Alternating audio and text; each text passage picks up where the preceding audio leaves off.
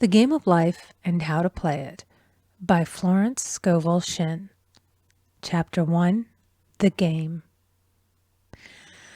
Most people consider life a battle, but it is not a battle, it is a game. It is a game, however, which cannot be played successfully without the knowledge of spiritual law. And the Old and the New Testaments give the rules of the game with wonderful clearness.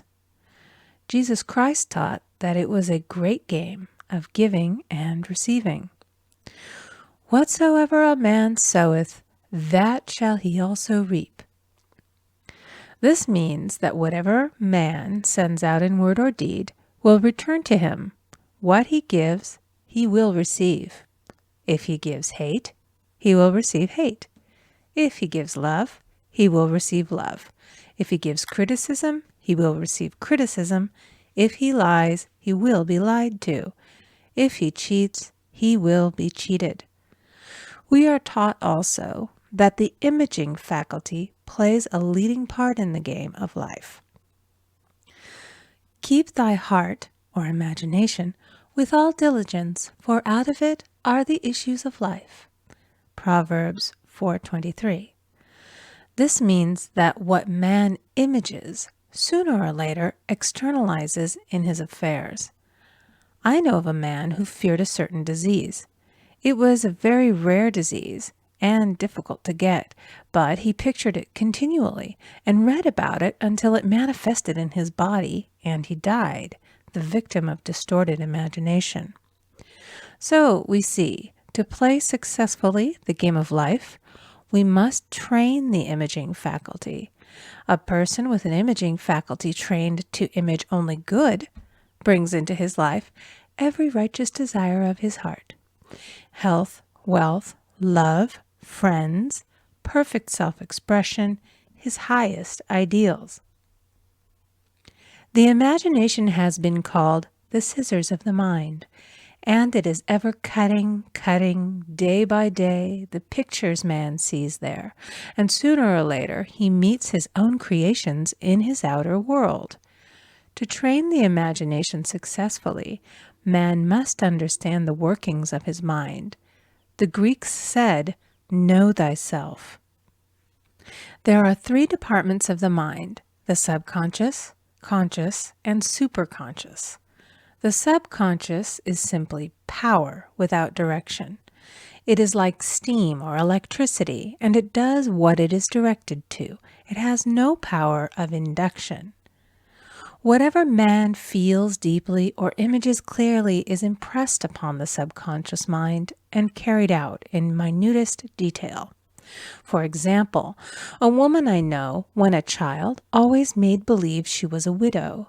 She dressed up in black clothes and wore a long black veil, and people thought she was very clever and amusing. She grew up and married a man with whom she was deeply in love. In a short time he died, and she wore black and a sweeping veil for many years. The picture of herself as a widow was so impressed upon the subconscious mind, and in due time worked itself out regardless of the havoc created. The conscious mind has been called mortal or carnal mind. It is the human mind and sees life as it appears to be. It sees death, disaster, sickness, poverty, and limitation of every kind, and it impresses the subconscious. The superconscious mind is the God mind within each man and is the realm of perfect ideas. In it is the perfect pattern spoken of by Plato, the divine design, for there is a divine design for each person. There is a place that you are to fill and no one else can fill, something you are to do which no one else can do. There is a perfect picture of this in the superconscious mind. It usually flashes across the conscious as an unattainable ideal, something too good to be true. In reality, it is man's true destiny or destination flashed to him from the infinite intelligence which is within himself. Many people, however, are in ignorance of their true destinies and are striving for things and situations which do not belong to them and would only bring failure and dissatisfaction if attained. For example, a woman came to me and asked me to speak the word that she would marry a certain man with whom she was very much in love. She called him A.B. I replied that this would be a violation of spiritual law, but that I would speak the word for the right man, the divine selection, the man who belonged to her by divine right. I added, if A.B. is the right man, you can't lose him, and if he isn't, you will receive his equivalent. She saw A.B. frequently, but no headway was made in their friendship. One evening she called and said, "Do you know, for the last week, A.B. hasn't seemed so wonderful to me." I replied, "Maybe he is not the divine selection. Another man may be the right one." Soon after that, she met another man who fell in love with her at once and who said she was his ideal. In fact, he said all the things that she had always wished A.B. would say to her. She remarked, it was quite uncanny. She soon returned to his love and lost all interest in A.B. This shows the law of substitution. A right idea was substituted for a wrong one. Therefore, there was no loss or sacrifice involved. Jesus Christ said, "Seek ye first the kingdom of God and his righteousness, and all these things shall be added unto you." And he said the kingdom was within man. The kingdom is the realm of right ideas, or the divine pattern. Jesus Christ taught that man's words played a leading part in the game of life. By your words ye are justified, and by your words ye are condemned. Many people have brought disaster into their lives through idle words. For example, a woman once asked me why her life was now one of poverty, of limitation. Formerly she had a home, was surrounded by beautiful things, and had plenty of money. We found she had often tired of the management of her home and had said repeatedly, "I'm sick and tired of things. I wish I lived in a trunk." And she added, "Today I am living in that trunk." She had spoken herself into a trunk. The subconscious mind has no sense of humor, and people often joke themselves into unhappy experiences. For example, a woman who had a great deal of money joked continually about getting ready for the poorhouse. In a few years, she was almost destitute, having impressed the subconscious mind with a picture of lack and limitation. Fortunately, the law works both ways, and a situation of lack may be changed to one of plenty. For example, a woman came to me one hot summer's day for a treatment for prosperity. She was worn out, dejected, and discouraged. She said she possessed just $8 in the world. I said, "Good. We'll bless the $8 and multiply them as Jesus Christ multiplied the loaves and the fishes." For he taught that every man had the power to bless and to multiply, to heal and to prosper. She said, "What shall I do next?" I replied, "Follow intuition. Have you a hunch to do anything or to go anywhere?" Intuition means intuition, or to be taught from within. It is man's unerring guide, and I will deal more fully with its laws in a following chapter. The woman replied, "I don't know. I seem to have a hunch to go home. I've just enough money for car fare." Her home was in a distant city and was one of lack and limitation, and the reasoning mind, or intellect, would have said, "Stay in New York and get work and make some money." I replied, "Then go home. Never violate a hunch." I spoke the following words for her. "Infinite Spirit, open the way for great abundance for She is an irresistible magnet for all that belongs to her by divine right." I told her to repeat it continually also. She left for home immediately. In calling on a woman one day, she linked up with an old friend of her family. Through this friend, she received thousands of dollars in a most miraculous way. She has said to me often, "Tell people about the woman who came to you with $8 and a hunch." There is always plenty on man's pathway, but it can only be brought into manifestation through desire, faith, or the spoken word. Jesus Christ brought out clearly that man must make the first move. Ask, and it shall be given to you. Seek, and ye shall find. Knock, and it shall be opened unto you. Matthew 7:7. In the scriptures we read, "Concerning the works of my hands, command ye me." Infinite intelligence, God, is ever ready to carry out man's smallest or greatest demands.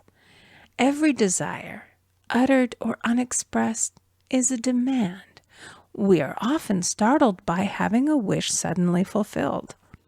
For example, one Easter, having seen many beautiful rose trees in the florist's windows, I wished I would receive one, and for an instant saw it mentally being carried in the door.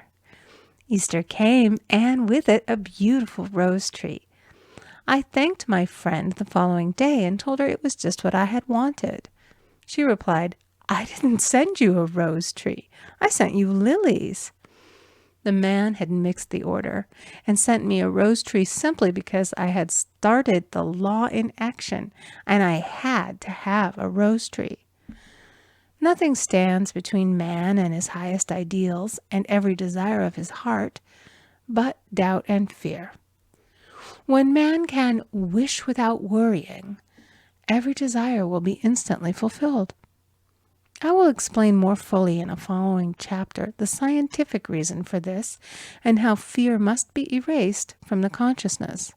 It is man's only enemy. Fear of lack, fear of failure, fear of sickness, fear of loss, and a feeling of insecurity on some plane. Jesus Christ said, "Why are ye fearful, O ye of little faith?"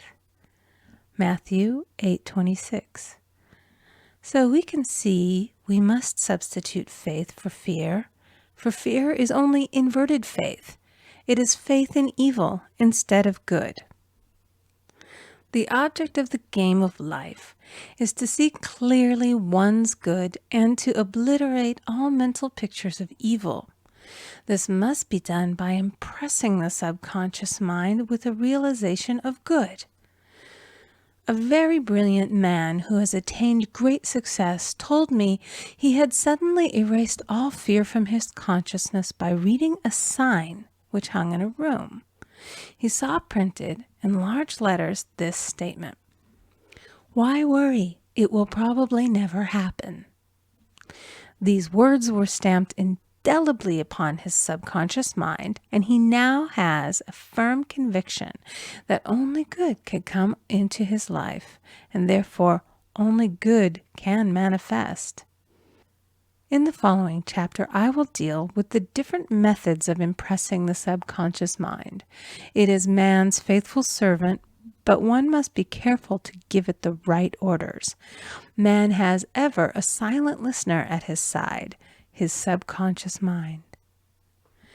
Every thought, every word is impressed upon it and carried out in amazing detail. It is like a singer making a record on the sensitive disc of the phonographic plate. Every note and tone of the singer's voice is registered. If he coughs or hesitates, it is registered also. So let us break all the old bad records in the subconscious mind, the records of our lives which we do not wish to keep, and make new and beautiful ones. Speak these words aloud with power and conviction. I now smash and demolish by my spoken word every untrue record in my subconscious mind. They shall return to the dust heap of their native nothingness, for they came from my own vain imaginings. I now make my perfect records through the Christ within, the records of health, wealth, love, and perfect self-expression. This is the square of life, the game completed. In the following chapters, I will show how man can change his conditions by changing his words. Any man who does not know the power of the word is behind the times. Death and life are in the power of the tongue. Proverbs 18:21.